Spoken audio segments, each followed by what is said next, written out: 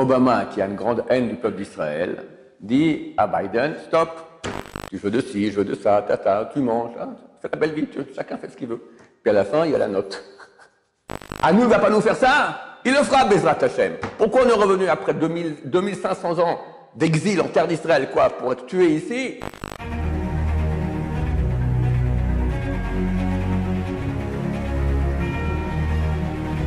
Ce show dédié pour la libération des otages rapides et en bon état, Bezrat Hashem.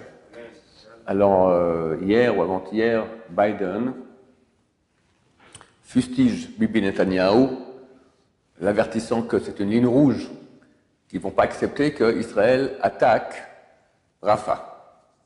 Et Bibi répond avec beaucoup de logique que si on n'attaque pas Rafah, on a perdu la guerre. Parce que le but, c'était mettre fin au Hamas. Et si on n'a pas mis fin au Hamas, alors on n'a rien fait. Ça ne servait à rien. Tous ces 4 mois de douleur, d'efforts et de mort des deux côtés, ça ne servait à rien. Le but, c'est pas tuer des Palestiniens, le but, c'est de tuer le Hamas, reconnu comme un organisme terroriste qui veut rien que destruction d'Israël. C'est ça leur seul programme qu'ils ont. Et c'est très bizarre, enfin, c'est pas bizarre du tout, mais ça pourrait sembler très bizarre. Pourquoi Biden, qui semblerait être de l'autre côté, il nous dit non, ligne rouge. On arrive maintenant au but, exactement, c'est ce qu'on voulait. Alors, il faut comprendre que Biden, c'est rien, c'est une marionnette à moitié endormie. Derrière, il y a Clinton, il y a Obama, il y a des gens qui ont la haine d'Israël. Et, à mon avis, c'est l'Amérique qui a suscité cette guerre, parce que tout ce qui s'est passé cet octobre est tout à fait anormal du point de vue militaire. Ça a été certainement suscité. Mais ils ne veulent pas qu'on mette fin au Hamas.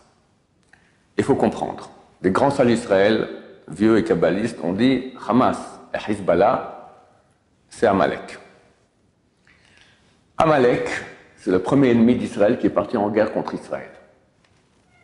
Comme dit Bil'am,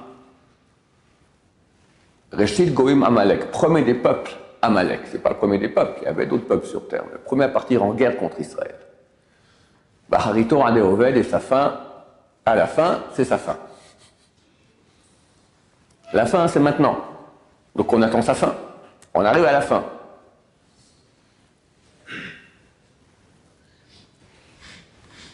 Après, je vous dirai un petit rédouche sympathique dans la Megillat Esther. Et ces sages d'Israël ont dit qu'Israël devait aller, et Israël, pas d'autre, faire la mitzvah de l'imchot zera Amalek, d'anéantir la descendance de Amalek. Le roi Shaoul aurait dû faire cela. Mais il a eu pitié du roi, il a tué tout le monde, sauf le roi. Agag. Et le roi les Amalécites faisaient des tours de sorcellerie, il a pu avoir un enfant, une descendance, bien que le lendemain Shmuel a tué le roi, mais déjà il avait une descendance. D'où est sorti d'ailleurs Aman, Aman qu'on appelle Agagi, descendant de Agag. Et aujourd'hui, c'est Sinoir, c'est Hezbollah, etc. C'est tous les grands ennemis d'Israël, il y en a partout. C'est Amalek. C'est écrit qu'à la fin des temps, tous les grandes figures de l'histoire qui ont fait du mal au peuple d'Israël, ou du bien, elles vont revenir pour voir la fin. D'accord? Un se faire monter, l'autre se faire descendre. Donc, Obama, qui a une grande haine du peuple d'Israël, dit à Biden, stop, parce que s'il rentre à Rafah, il n'y a plus de Amalek. Et nous, on veut que Amalek reste. Nous, on est pour les ennemis d'Israël. Mais nous savons que c'est la fin, Bezrat Hashem, et on ne peut pas se battre contre Dieu. Et là, Dieu a décidé de end, la fin. Donc, vraisemblablement, Amalek va disparaître. Et quand Amalek disparaît, Mashiach vient. Il ne reste pas beaucoup de temps. Des rabbins ont dit 45 jours, ça veut dire jusqu'à, on est Rosh Chodesh Adar aujourd'hui, jusqu'à Pessah 45 jours. Il risque d'avoir beaucoup de bouleversements dans le monde, parce que Mashiach ne vient pas comme ça tranquillement. À chacun de se placer au bon endroit pour mieux vivre ces événements-là, savoir que quand il y aura ce bouleversement, beaucoup des choses auxquelles on croyait vont tomber. Par exemple, j'ai un ami qui a des amis qui sont très sionistes, mais pour l'armée, l'État sioniste, pas forcément orthodoxe, d'accord? Et ces amis-là sont en état de choc aujourd'hui, ils sont dégoûtés depuis 7 octobre. Ils n'ont plus confiance dans le service de renseignement israélien, ils n'ont plus confiance dans le Shin Bet, c'est truqué, c'est pas possible. Ils ont raison, on ne peut pas plus avoir confiance. Alors ils ne croient plus en rien.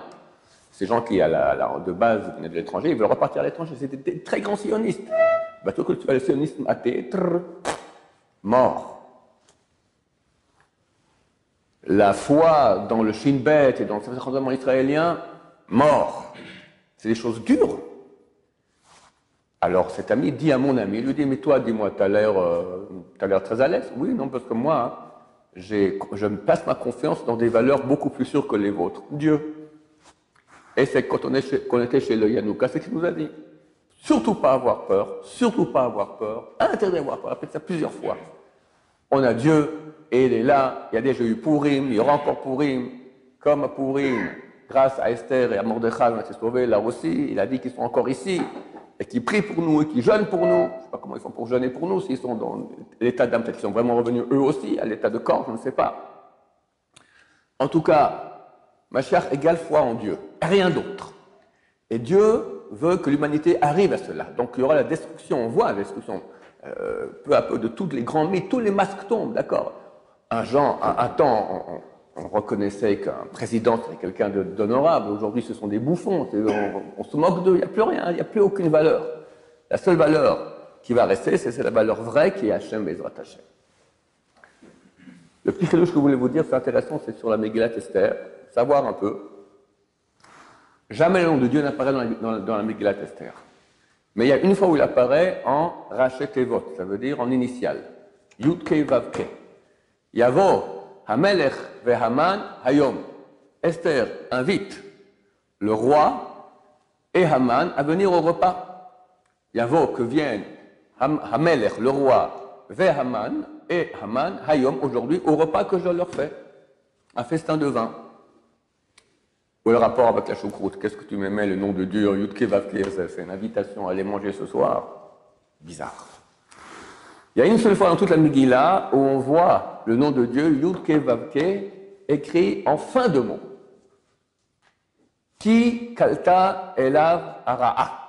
Quand Haman, il est dénoncé par Esther, Achashverosh sort dans le jardin, et Haman s'agenouille devant elle, sur le lit de Esther.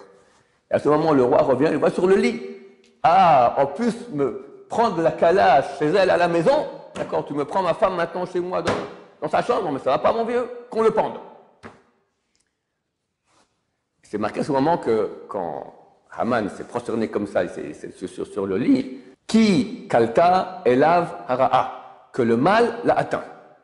Si on prend les dernières lettres de ces mots, Ki c'est Yud, kalta Hei, elav Vav, hara'a Hei, Yud Kei Vav Kei. Pourquoi? Megillah, c'est un livre divin, c'est écrit par des prophètes, Esther et Mordechai. Pourquoi on me met les noms de Dieu, Yud Kei Vav Kei, au début, pour une phrase d'invitation au repas, et pourquoi, quand Haman tombe, on me met les noms de Dieu à la fin? Exactement pour exprimer ce que j'expliquais auparavant. Le premier des peuples, nous dit Bil'am, c'est écrit dans la Torah, Baniba, chapitre 24, Amalek. C'est Amalek et Israël. Il y a le bien et le mal. Dieu a voulu qu'il y ait un monde ici avec un libre arbitre. C'est le sens même du monde. Donc il faut qu'il y ait du mal. Et un mal est beaucoup plus grand que le bien. Il y a beaucoup de gens qui m'écrivent, qui disent on n'en peut plus, même des non-juifs. Quelqu'un m'a écrit, est-ce que j'ai le droit de prier à Dieu de cesser de vivre? Il y a tellement de mal, j'en peux plus. Je lui dis attends encore un tout petit peu.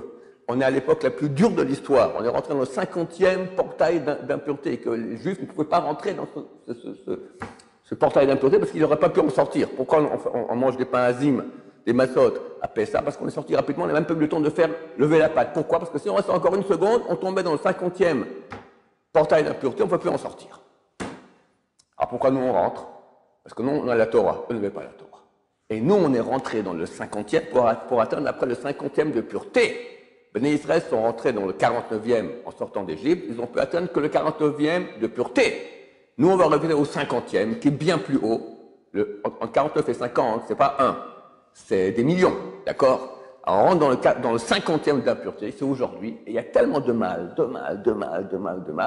mais tu continues à avoir foi en Dieu, tu continues à être droit, tu continues à être comme Dieu veut, tu auras droit au 50e de pureté. Donc Dieu a voulu créer qu'il y ait le bien et le mal. C'est ça, ce qu'elle dit Esther au roi. Rabbi Akiva, dans les Maximes des Pères, Pirkei Avot, il dit que ce monde-là ressemble à un repas. Et tu vas, tu commandes, tu veux de ci, je veux de ça, tu manges, tu fais ta belle vie, chacun fait ce qu'il veut. Puis à la fin, il y a la note. C'est-à-dire que ce monde-ci est comparé à un repas. Esther invite le roi, on sait que Kshok se marque le roi dans la Megillah, c'est le roi des rois, c'est Dieu. Le roi Achashverosh, c'est Achashverosh. C'est le roi tout court, c'est Dieu. Que vienne le roi et Haman, Amalek, donc la Kedusha, la sainteté et l'impureté, au repas. Ça, c'est le début, la lettre du début des mots, parce que c'est le début de l'histoire. Au début, Reshit Goïm Amalek, premier des peuples, Amalek. À la base, il y a un monde avec le mal et le bien. Vous me suivez là, c'est bon? Harita, Adéoved, et la fin, le prophète Bilam dit, et la fin d'Amalek est perdue. C'est ce qui se passe là quand on prend les lettres Yudke Vavke à la fin des mots. C'est la fin de l'histoire. C'est Dieu toujours qui agit, mais à la fin de l'histoire, qu'est-ce qui se passe? Qui Kalta El Avara, il a vu que le mal l'a atteint. Et on y est, messieurs Bezrat Hashem. On va voir à la fin de Amalek, très bientôt. Les peuples, ça va être terrible, ils ne vont pas nous laisser à la fin, ils vont tous se mettre contre nous. Il y a nous qu'on a parlé. Il a dit, même si on voit que tous les peuples viennent contre nous, il ne faut pas avoir peur, comme il y avait à l'époque de Chizkiyahu. Chizkiyahu, c'était un des rois les plus tzadikim qui a connu le peuple juif. Après David et Shlomo, c'est Chizkiyahu. Alors, il aurait dû être Mashiach, d'ailleurs. Il n'a pas été Mashiach parce que Dieu a fait un miracle extraordinaire à son époque, et il aurait dû faire un chant, il n'a pas fait de chant. Quel est le grand miracle? Sancheriv, c'était le général des armées irakiennes, est venu et a entouré Jérusalem, 195 000 chefs de troupes. Et Chizkiyahu a dit à Dieu, moi je ne suis pas aussi fort que mes ancêtres, David et Shlomo qui priaient tout ça. Je vais dormir et je compte sur toi. Peut-être faire dodo. La nuit, Dieu est venu, plus personne. Tous ratatés. À nous, il ne va pas nous faire ça. Il le fera, Bezrat Hashem. Pourquoi on est revenu après 2500 ans d'exil en terre d'Israël, pour être tué ici? Jamais de la vie. Au contraire. Mais il y aura cette union des peuples contre nous, il faut le savoir, c'est qui? Ça s'appelle Gog ou Magog. Il y a des rabbins qui ont dit, je ne veux pas être présent, qui viennent, je ne veux pas être présent, ça va être terrible. Le rabbin sur la Bachoul et d'autres ont dit, le rabbin Chabad aussi, il a dit, à leur avis, toute la souffrance inhérente à Gog ou Magog est déjà passée dans la Shoah. Donc on va le voir. Et un autre rabbin qui a dit, Rabbi Yochanan a dit, qui viennent et que j'ai la chance, le mérite de m'asseoir à l'ombre de la crotte de son âne. Et nous faisons partie de ces gens-là qui veulent, même dans ces conditions-là, voir Mashiach Bezrat Hashem très bientôt, ne pas comprendre qu'il n'y a que Dieu, c'est tout. Pas croire en rien d'autre, rien d'autre. On a cru encore encore une idole, dôme de fer. Mais il y a une composante électronique qui vient d'Amérique. Biden a dit, je vous coupe ça, tu rentres à la phare, fini, tu n'en auras plus. Et là non plus, on n'a plus, on peut. Alors sur qui on compte? Comme dit la Gemara à la fin du traité Sota, la Gemara a dit plusieurs fois, elle parle de l'époque de notre époque, elle dit, elle dit en fin de compte, elle conclut, 3 fois elle dit cela, on ne peut compter que sur notre Dieu qui est dans le ciel. Voilà, Bezrat Hashem. Baruch Adonai, l'olam, amen, va amen.